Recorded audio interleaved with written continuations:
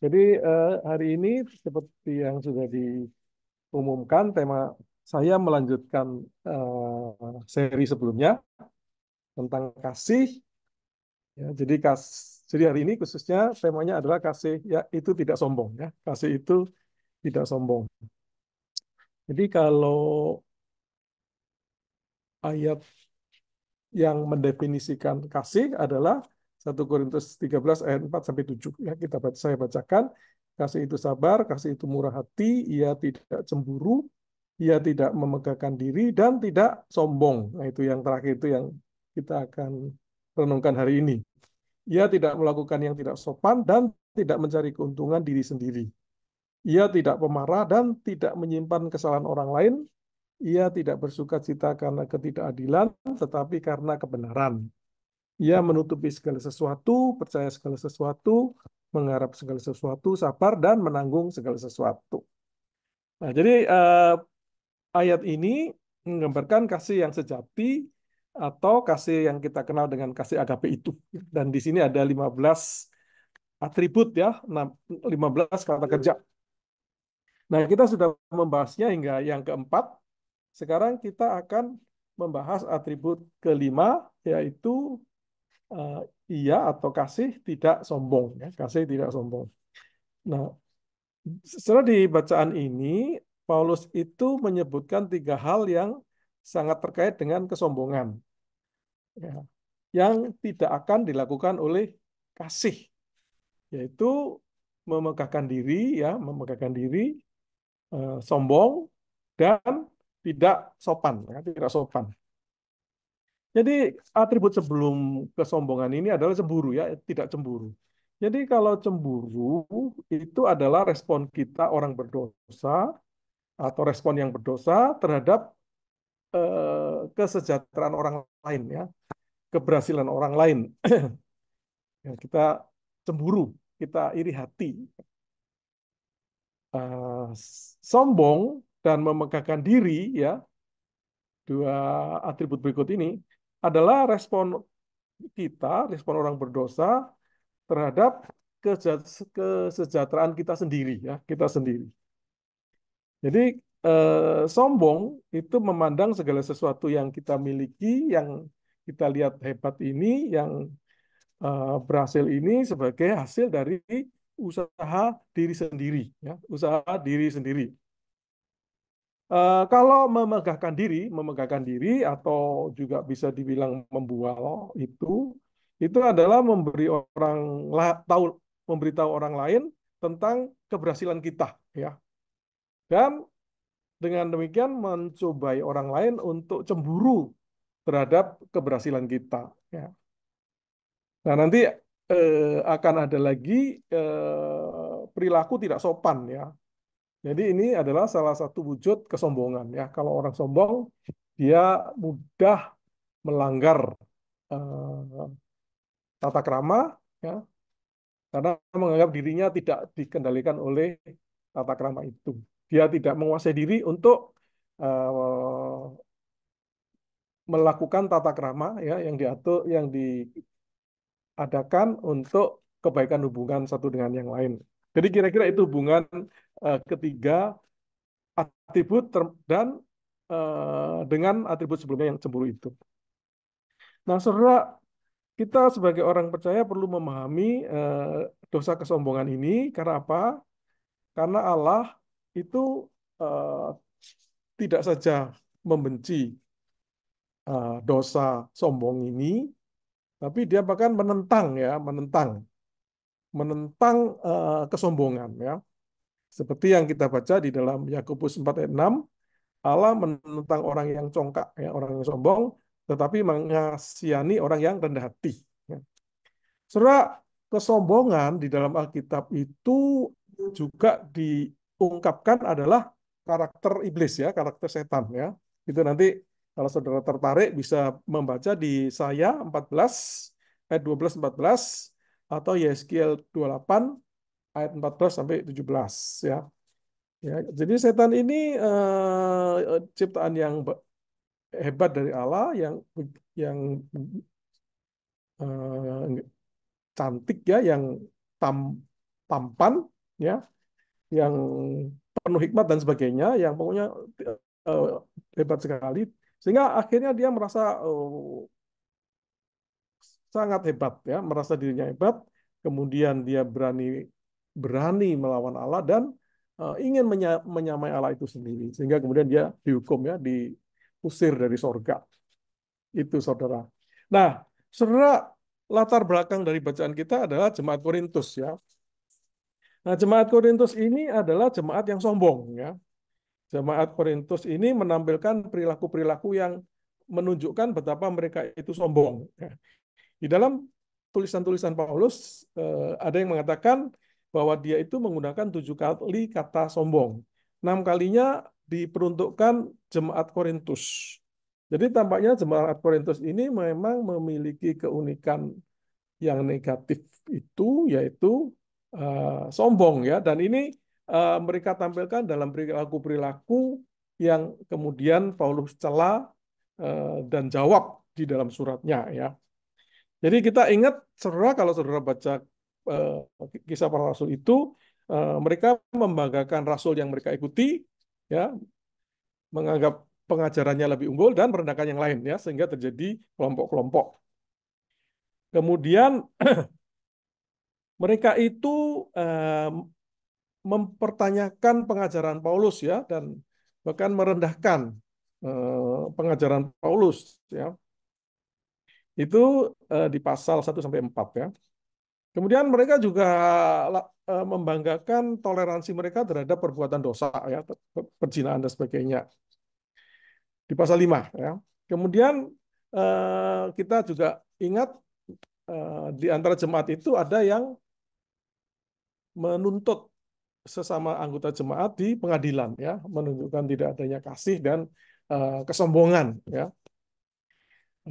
Kemudian banyak di antara mereka itu yang merasa dirinya punya pengetahuan eh, dan merendahkan orang lain. Nah, itu saudara lihat di pasal 8. Bukannya dia. Kemudian Jadi kita ngecek juga kan soalnya membanding-bandingkan, membanding-bandingkan dan bola. membanggakan karunia rohani yang mereka miliki.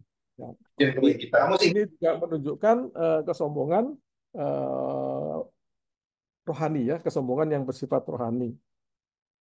Jadi saudara, sungguh pengajaran Paulus tentang kasih agape ini sangat relevan dan sangat menjawab apa yang dibutuhkan oleh jemaat Korintus, ya, karena mereka adalah jemaat yang memiliki kesombongan, diwarnai kesombongan, sementara kasih itu tidak bisa sombong, ya. Kasih itu tidak bisa sombong. Nah, saudara, apa yang dimaksud dengan sombong, ya? Jadi kalau di kamus bahasa Indonesia itu sombong dikatakan menghargai diri secara berlebih. Jadi ini sudah bagus, saudara, artinya, ya, menghargai diri secara berlebih. Dan ada kata lain yang serupa adalah arogan, ya, yang disamakan dengan sombong, congkak, angkuh, dan diartikan mempunyai perasaan superior yang dimanifestasikan dalam sikap suka memaksa atau pongah, ya. Nah, saudara, kalau di dalam Alkitab, ya, bahasa Yunani atau bahasa asli dari sombong di Perjanjian Baru itu memiliki arti dasar membusungkan dada, ya, membusungkan dada, membesarkan dada, mengembangkan mengembang seperti balon, ya, ya, balon, atau kemudian diartikan membangkangkan diri, ya. Kita ingat di dalam bahasa kita ada istilah besar kepala, ya. Kepala kan sebenarnya sama aja, tetapi orang yang sombong itu digambarkan besar kepala, ya, besar kepala. Kalau mereka besar dada.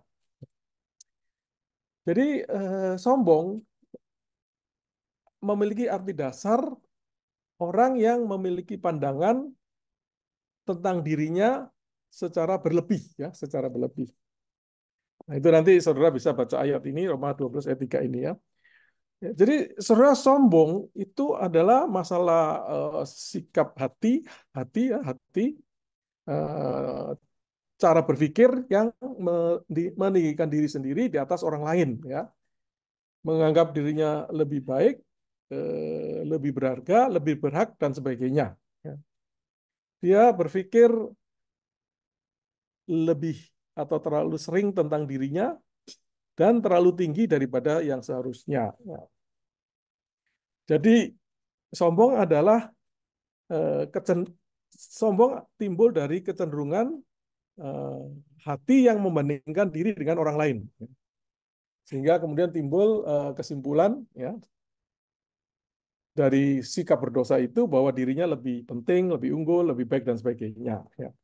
Dan secara alkitabiah ya berdasarkan Roma 12 ayat 3 ini yang mengatakan janganlah kamu memikirkan hal-hal yang lebih tinggi daripada yang kamu pikirkan, tetapi hendaklah kamu berpikir sebegitu rupa sehingga kamu menguasai diri menurut ukuran iman, ya, ukuran iman yang dikaruniakan Allah kepada kamu masing-masing. Jadi ini adalah masalah pengenalan diri, ya, eh, adalah masalah pola pikir yang tidak mengenali diri dengan perspektif benar, yaitu perspektif iman, ya, perspektif iman. Ya, karena iman atau Allah adalah sumber kebenaran, ya. Dan iman kita adalah akses kepada kebenaran itu. Jadi kesombongan tidak menggunakan perspektif iman, ya, tentang melihat tentang dirinya, ya. Sehingga dirinya ini lebih daripada yang seharusnya. Ya, memang itulah dasar daripada dosa itu, ya. Dan akhirnya tentu ini mempengaruhi bagaimana kita melihat dunia, ya, melihat memandang dunia dan memandang orang lain, ya. Nah, saudara, kalau lebih praktis maka kesombongan dapat muncul di dalam berbagai bentuk atau wilayah, ya. Misalnya yang paling jelas adalah merasa lebih baik daripada orang lain, ya. Jadi melihat diri sendiri ini lebih, ya. Mungkin dalam hal suku, ya, mungkin dia dari suku mayoritas atau minoritas tapi dia bangga, ya, atau dari eh, kelas sosial ekonomi tertentu, ya, kelas atas, kelas menengah, ya. Kadang-kadang ada juga yang bangga sebagai orang yang menderita, gitu ya.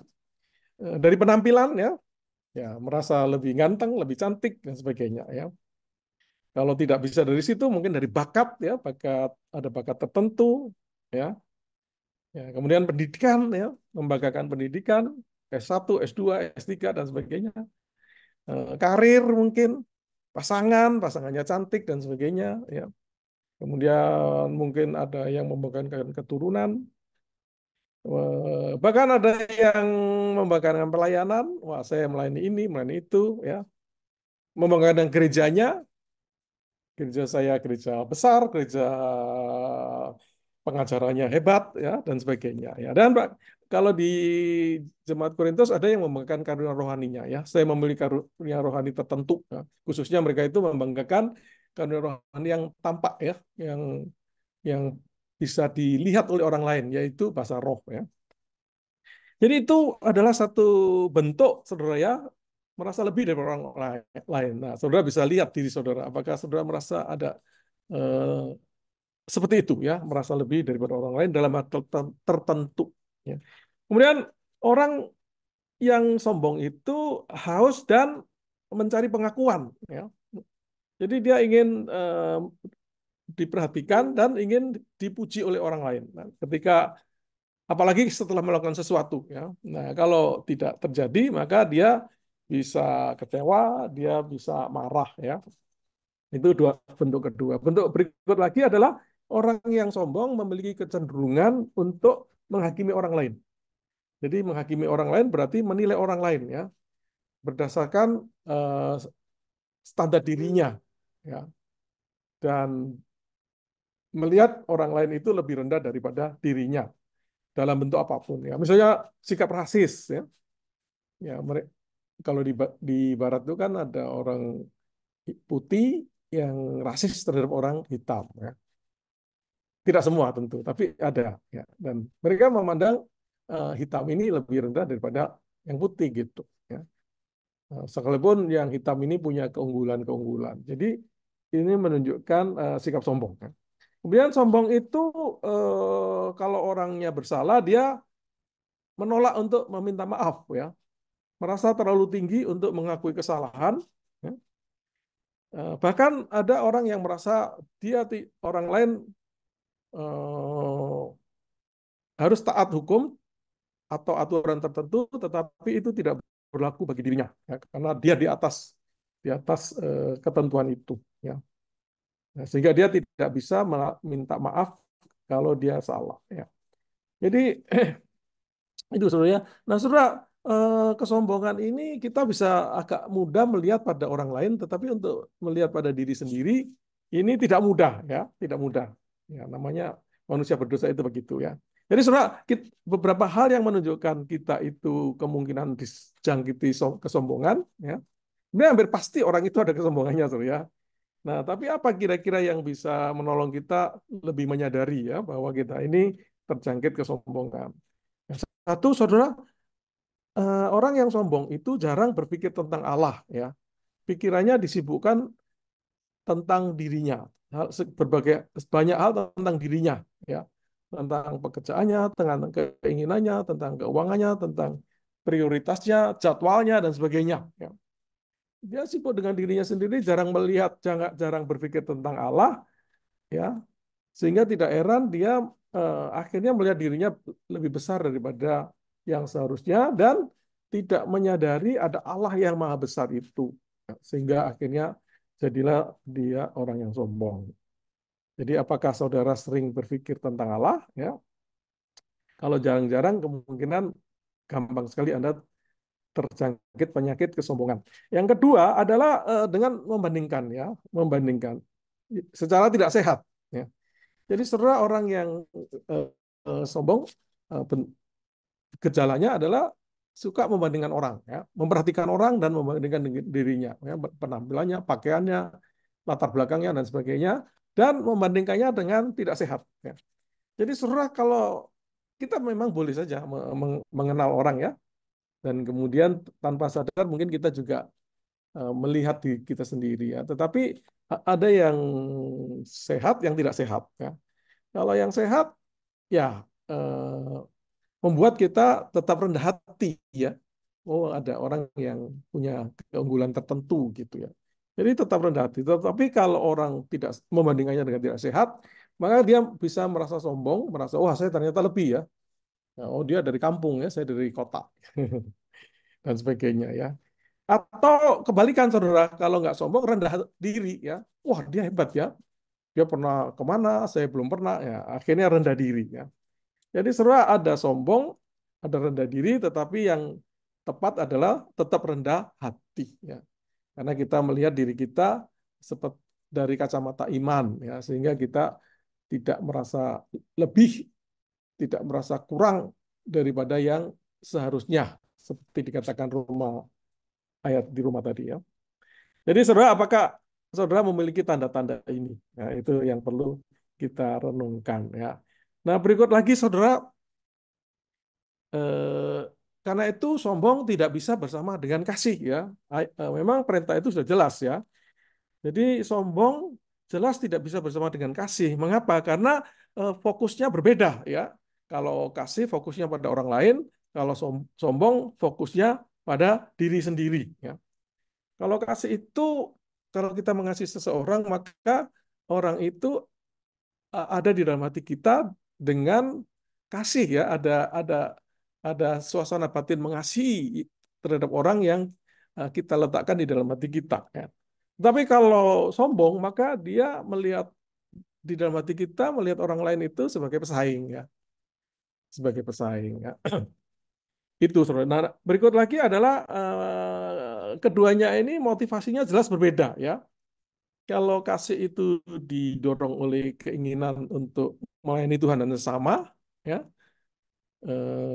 meninggikan Tuhan, ya, menjadi berkat, gitu, itu mengutamakan orang lain.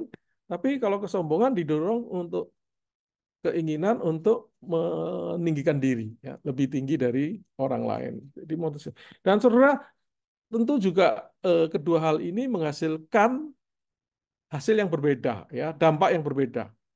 Jadi kalau kasih kemudian dikerjakan, maka menghasilkan situasi damai, tentu tidak bermusuhan, ya, persatuan, ya, karena masing-masing memiliki kelebihan kekurangan yang bisa disatukan, dan akhirnya pertumbuhan ya. Kalau di perusahaan seperti kita, kalau kita bersatu ya, maka energinya difokuskan pada eh, inovasi ya, pengembangan bisnis dan sebagainya sehingga bisa bertumbuh ya. Sedangkan kesombongan itu akan menghasilkan perpecahan ya, perpecahan, pertengkaran, konflik ya dan akhirnya kehancuran itu. Jadi sungguh sombong tidak bisa bersama dengan kasih. Jadi saudara kesombongan itu sudah dosa dan bisa membawa dosa yang lain ya. Jadi salah satu misalnya adalah orang yang sombong akan sulit tunduk pada otoritas ya. Dia akan menjadi orang yang memberontak terhadap otoritas. Otoritas itu adalah posisi yang Tuhan letakkan di atas orang-orang tertentu, misalnya keluarga, ya, ada papa mama yang punya otoritas di keluarga itu. Gereja ada pendeta, ada majelis, ya, yang diberi otoritas untuk membawai jemaat. Pemerintah, ya, presiden, wakil presiden dan menteri sampai RT RW itu otoritas di atas kita yang kita orang percaya harus menghormati, harus tunduk gitu, saudara. Dan saudara lihat sendiri ada orang yang memaki-maki presiden kita begitu jahat, ya. Itu menunjukkan betapa orang itu sombong, saudara, ya. Nah, akhirnya bisa juga dia itu melawan otoritas akhir, yaitu Allah itu sendiri, sehingga dia tidak pernah mau menyerahkan hidupnya kepada dia, ya. Jadi saudara, kesombongan membawa pada orang untuk suka bertengkar, beradu adu argumentasi sampai bertengkar, menghakimi sudah jelas, kemudian bisa sampai menganiaya orang, sampai berperang, ya, membawa peperangan itu semua karena orang tidak mau rendah hati, ya. Dan orang yang sombong jelas disibukkan oleh dirinya sehingga dia tidak mencari Tuhan, saudara. Nah, tapi di balik itu, saudara, ya, sebenarnya orang sombong ini bisa juga menjadi orang yang bodoh, ya, karena dia menolak kebenaran, ya. Dia menolak kebenaran karena egonya yang besar itu. Jadi satu kebenaran kan adalah kebenaran firman Tuhan, ya. Kalau dia sombong, dia tolak firman Tuhan, akhirnya dia tidak pernah mengenal Tuhan, ya. Tapi bisa juga saudara ya kebenaran lain yang di dunia ini ya yang ditolak oleh orang-orang yang egonya besar ya. Dan ketika menolak kebenaran itu ya misalnya ada ada ada ilmu yang ditemukan oleh orang lain ya. Katakan kalau perusahaan oleh kompetitor ya. Nah, kemudian kita tidak mau menerima, kita merasa punya kita lebih hebat, ya, punya dia jelek, kurang, dan kita menolak ya. Nah, sebenarnya ternyata dia benar gitu ya, atau ada kebenarannya, maka kita menjadi orang yang bodoh ya. Dan orang yang sombong itu menurut firman Tuhan pada akhirnya akan direndahkan, saudara ya.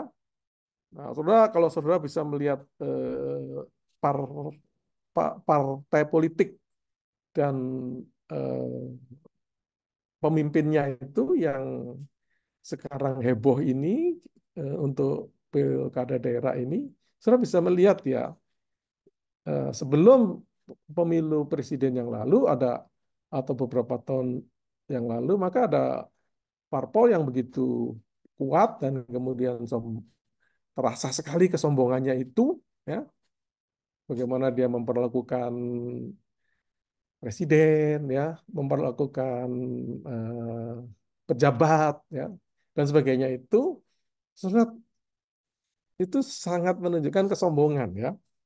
Dan setelah akhirnya kita bisa melihat betapa saat ini sangat direndahkan, ya, sangat direndahkan. Jadi itulah firman Tuhan. Dan eh, Amsal 11 ayat 2 juga mengatakan orang yang sombong akan dipermalu, saudara. Ya, jadi perbuatan-perbuatan salah yang untuk menutupi kesombongan itu tidak bisa terus disembunyikan. Ya. Jadi ketika orang tidak mau mengakui kesalahan, suatu kali akan terungkap dan akan dipermalu gitu saudara ya. Nah, saudara Yohanes itu mengajarkan bahwa kesombongan bukan dari Allah, tapi dari dunia. Ya. 1 Yohanes 2 ayat 15. Tidak heran Allah sangat membenci kesombongan dan bahkan dia melawan. Ya, ini ayat yang Amsal 16 ayat 5 ini mendukung itu. Setiap orang yang tinggi hati adalah kekejian bagi Tuhan, sungguh ia tidak akan luput dari hukuman. Ya. Dan jadi mereka akan dihukum, saudara. Ya, kalau sombong akan dihukum. Ya. Bahkan jika tidak bertobat akan dibinasakan. Ya, Amsal 16 ayat 18 mengatakan kecokaan mendahului kehancuran dan tinggi hati mendahului kejahatan, mendahului kejatuhan. Ya, jadi saudara, bagaimana dengan diri kita ya? Bagaimana dengan pikiran kita? Apakah dipenuhi kasih kepada orang atau kesombongan atas orang lain? Itu yang penting bagi kita ya. Nah, saudara, berikut lagi adalah poin kelima, kasih itu rendah hati ya. Jadi ayat ini mengatakan dengan tidak mencari kepentingan sendiri atau puji-pujian yang sia-sia, ya itu kesombongan yang sia-sia. Sebaliknya adalah dengan rendah hati yang seorang menganggap yang lain lebih utama daripada dirinya sendiri. Ya, dengan rendah hati mengasihi. Janganlah tiap-tiap orang memperhatikan kepentingannya sendiri, tetapi kepentingan orang lain. Ya. Jadi kalau kasih itu tidak sombong, maka kasih adalah rendah hati. Ya. Nah, saudara, mungkin kita bertanya ya, kenapa kok Paulus tidak mengatakan aja kasih itu rendah hati ya, tapi kasih tidak sombong. Jadi tampaknya ini terkait dengan konteks antara lain mungkin ya. Konteks ayat ini yaitu jemaat Korintus yang sombong ya, dengan segala perilaku angkuh mereka itu ya. Dan Paulus mengingatkan bahwa kasih yang sejati ya yang harusnya dimiliki oleh orang percaya itu tidak sombong ya, tidak sombong. Jadi jadi tidak sombong. Jadi kalau ada kesalahan ya kita mengaku minta maaf ya, datang minta maaf, tidak perlu sampai harus ke pengadilan ya. Nah, jadi praktekkanlah kerendahan hati di dalam menggunakan karunia rohani dengan rendah hati ya,